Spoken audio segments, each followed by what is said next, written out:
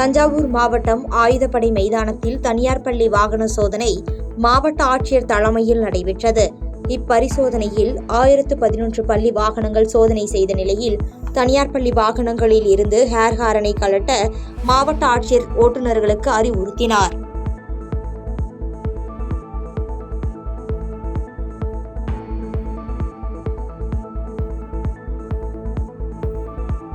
திருப்பூர் மாவட்டம் பல்லடம் அருகே வர்த்தக விற்பனை நடைபெறும் என்ஜிஆர் சாலையில் பொதுக்கூட்டங்கள் நடைபெறுவதால் பொதுமக்கள் மற்றும் வியாபாரிகள் அவதியடைவதாக பல்லடம் வணிகர் சங்கத்தினர் காவல்துறையில் புகார் மனு அளித்தனர். இதனையடுத்து இதுகுறித்து உரிய நடவடிக்கை எடுப்பதாக காவல் துணை கண்காணிப்பாளர் உறுதியளித்தார்.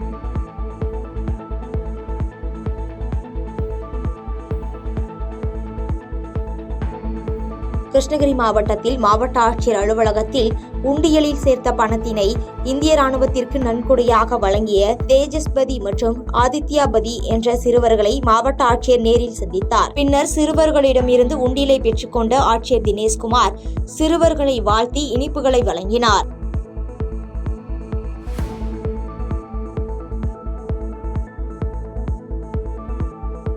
சென்னையை அடுத்த திருவொற்றியூர் அதிமுக பொதுச் செயலாளர் எடப்பாடி பழனிசாமியின் பிறந்தநாளை முன்னிட்டு மாபெரும் இரத்த தான முகாம் நடைபெற்றது.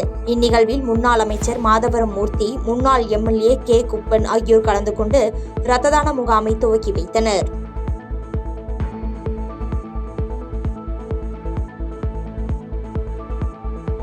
கோவை மாவட்டம் முக்கடம் அருகே மாற்றுத்திறனாளி குழந்தைகள் மற்றும் பெரியவர்களுக்கான மாபெரும் இசை நிகழ்ச்சி நடைபெற்றது.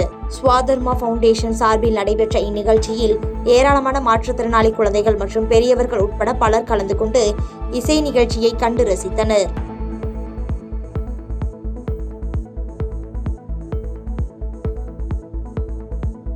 கோவை மாவட்டம் வெள்ளலூர் பகுதியில் கைகள் கட்டப்பட்ட நிலையில் ஆண் சடலம் கண்டெடுக்கப்பட்ட சம்பவம் அப்பகுதியில் பரபரப்பை ஏற்படுத்தியுள்ளது. இதனையடுத்து தகவலின் பேரில் சம்பவ இடத்திற்கு வந்த போத்தனூர் காவல்துறையினர் உடலை கைப்பற்றி உடல்கூறு ஆய்வுக்காக கோவை அரசு மருத்துவமனைக்கு அனுப்பி வைத்த பின்னர் தீவிர விசாரணையில் ஈடுபட்டு வருகின்றனர்.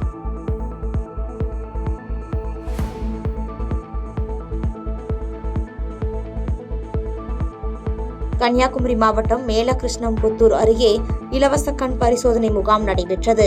பொன்னுச்சாமி நாடார் அறக்கட்டளை மற்றும் திருநெல்வேலி அரவிந்த் கண் மருத்துவமனை இணைந்து நடத்திய இந்த இலவச கண் பரிசோதனை முகாமில் நூற்றுக்கணக்கான மக்கள் கலந்து கொண்டு பயனடைந்தனர்.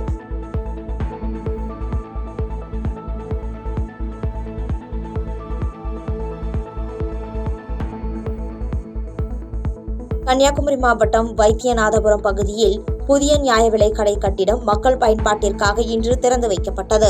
இந்நிகழ்வில் நாகர்கோவில் சட்டமன்ற உறுப்பினர் எம்.ஆர். காந்தி மற்றும் மாநகராட்சி ஆணையாளர் நிஷாந்த் கிஷோர் ஆகியோர் கலந்து கொண்டு நியாய விலைக் கடை கட்டிடத்தை திறந்து வைத்தனர்.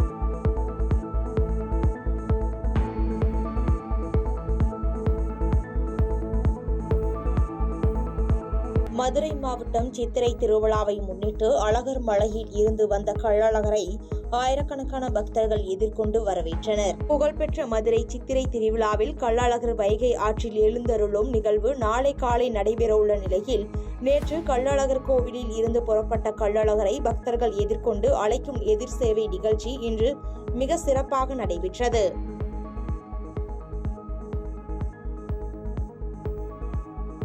காஞ்சிபுரம் மாவட்டம் கட்டியாம்பந்தல் பகுதியில் கிணற்றுக்குள் தவறி விழுந்த மாட்டை உத்தரமேரூர் தீயணைப்பு நிலைய வீரர்கள் உயிருடன் மீட்டனர்.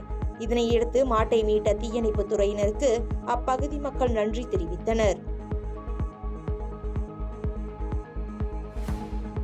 கிருஷ்ணகிரி மாவட்டம் அரசம்பட்டியில் திமுக சார்பில் நடைபெற்ற சாதனை விளக்க பொதுக்கூட்டத்தில் பேசிய எம்எல்ஏ மதியழகன், மழை பெய்தால் நான் பேசுவதை நிறுத்திக் கொள்கிறேன் என கூறியது மக்களிடையே கலகலப்பை ஏற்படுத்தியது.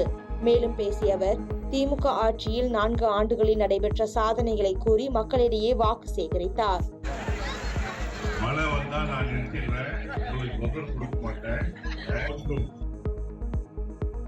கிருஷ்ணகிரி மாவட்டம் நாகரசம்பட்டி அருகே கட்டி முடிக்கப்பட்ட நவீன தகன மேடையை பயன்பாட்டிற்கு கொண்டு வர வேண்டும் என கிராம மக்கள் கோரிக்கை வைத்துள்ளனர். மேலும் தகன மேடை பயன்பாட்டில் இல்லாததால் இறந்தவர்கள் உடலை அடக்கம் செய்வதில் சிரமம் இருப்பதாகவும் அவர்கள் தெரிவித்துள்ளனர். கிருஷ்ணகிரி மாவட்டம் சிங்காரப்பேட்டை பகுதியில் பாதை பிரச்சனையால் இரு நபர்களுக்கிடையே ஏற்பட்ட வாக்குவாதத்தில் ஸ்ரீனிவாசன் என்பவரை நல்லதம்பி என்பவர் அரிவாளால் வெட்டிய சம்பவம் அப்பகுதியில் பெரும் பரபரப்பை ஏற்படுத்தியுள்ளது. மேலும் ஸ்ரீனிவாசன் ஊத்தங்கரை அரசு மருத்துவமனையில் சிகிச்சை பெற்று வரும் நிலையில் சிங்காரப்பேட்டை காவல் ஆய்வாளர் நல்லதம்பியை விசாரித்து வருகின்றனர். ராமநாதபுரம் மாவட்டம் சத்திரக்குடி அருகே +2 தேர்வு எழுதி அதிக மதிப்பெண் எடுத்து சாலை விபத்தில் உயிரிழந்த மாணவனின் தாய் தமிழக முதல்வர் அவர்களிடம் தனது 2வது மகனுக்கு அரசு வேலை அல்லது கல்வி செலவுகளை ஏற்றுக்கொள்ளுமாறு கோரிக்கை வைத்தார். மேலும் அவர் கூறியதாவது, கூலி வேலை செய்து வறுமை நிலையில் வாடும் தங்கள் குடும்பத்திற்கு உதவுமாறு கண்கலங்கிய நிலையில் வேண்டுகோள் விடுத்தார். 12வது படிச்சுட்டு வேலைக்கு கூலி வேலைக்கு போய் அவனுக்கு எதனால முதலமைச்சர் பார்த்து கவர்மெண்ட் வேலை எதனால ஒரு விழுப்புரம் மாவட்டம் கூவாகம் கூத்தாண்டவர் திருவிழாவினை முன்னிட்டு பல்வேறு மாநிலங்களில் இருந்து திருநங்கைகள் வருகை தந்து விடுதிகளை ஆக்கிரமித்துள்ளனர். இத்திருவிழாவில் திருநங்கைகளுக்கான மிஸ் திருநங்கை போட்டி நடைபெறும் நிலையில் கூவாகத்தில் அடிப்படை வசதிகள் செய்து தர அரசிடம் பலமுறை கோரிக்கை விடுத்தும் அரசு செய்து தரவில்லை என திருநங்கைகள் குற்றம் சாட்டியுள்ளனர்.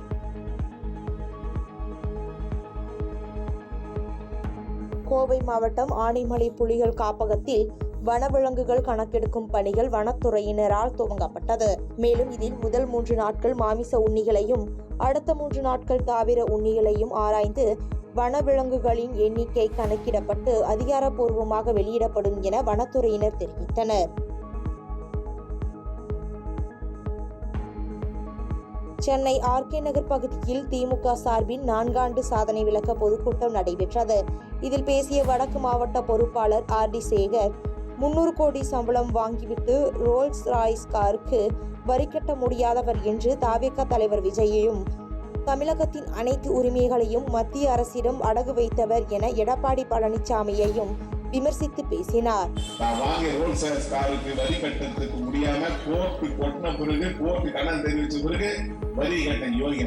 செய்திகளை உடனுக்குடன் தெரிந்து கொள்ள கீழ்கண்ட கேபிள் மற்றும் DTH நெட்வொர்க்குகளில் எம்நாடு செய்தி தொலைக்காட்சியை காணுங்கள். பாதகம் செய்பவரை கண்டால் நாம் பயம் கொள்ளலாகாது பாப்பா. மோதி மிதித்து விடு பாப்பா, அவர் முகத்தில் உமிழ்ந்து விடு பாப்பா. அண்மை செய்திகளை உடனுக்குடன் தெரிந்து கொள்ள இணைந்திருங்கள் எம்நாடு தொலைக்காட்சியுடன்.